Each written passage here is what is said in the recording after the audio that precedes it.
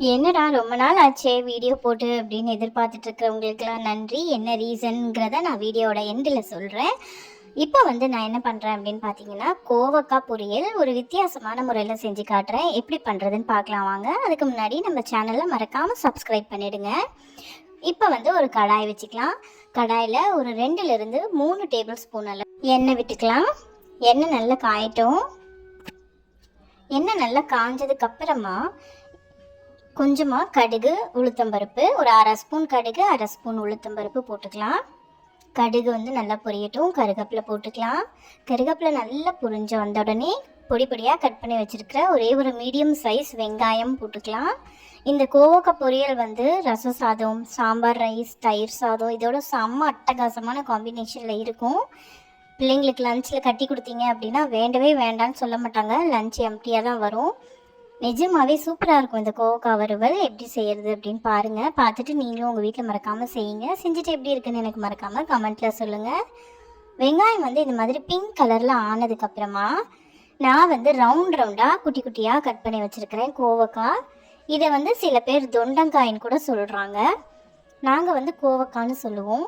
இந்த மாதிரி ரவுண்ட் ரவுண்டாக சின்ன சின்னதாக கட் பண்ண கோவக்காவை சேர்த்துருங்க. தண்ணி எதுவுமே விடாதீங்க. தண்ணி விட்டீங்க அப்படின்னா கோவக்காய் நல்லா சதன்னு ஆகிடும். இந்த மாதிரி நீங்கள் தண்ணி விடாமல் நல்லா வறுக்கும் பொழுது கோவக்காய் சாப்பிடும்போது க்ரன்ச்சியாகவே இருக்கும்.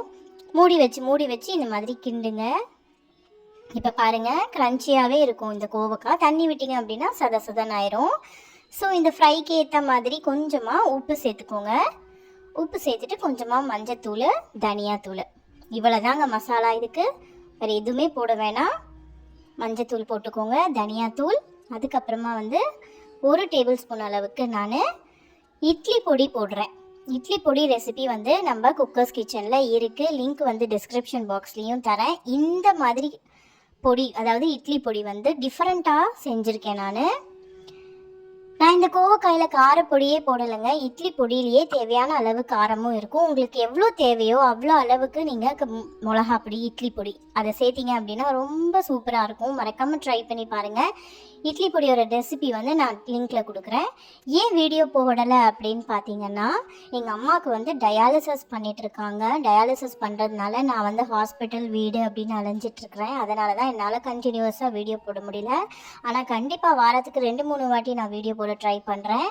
மறக்காமல் என் சேனலை சப்ஸ்கிரைப் பண்ணிவிட்டு பாருங்கள். இது ஈஸி ரெசிபிஸ் வந்துட்டுருக்கிற சேனல். பேச்சுலர்ஸ் கூட கடகடன்னு ஈஸியாக செஞ்சிடலாம். பாருங்கள், சூப்பரான கோவக்காய் பொரியல் ரெடி ஆகிடுச்சு. இன்னொரு வீடியோவில் சந்திக்கிறேன். பாய்.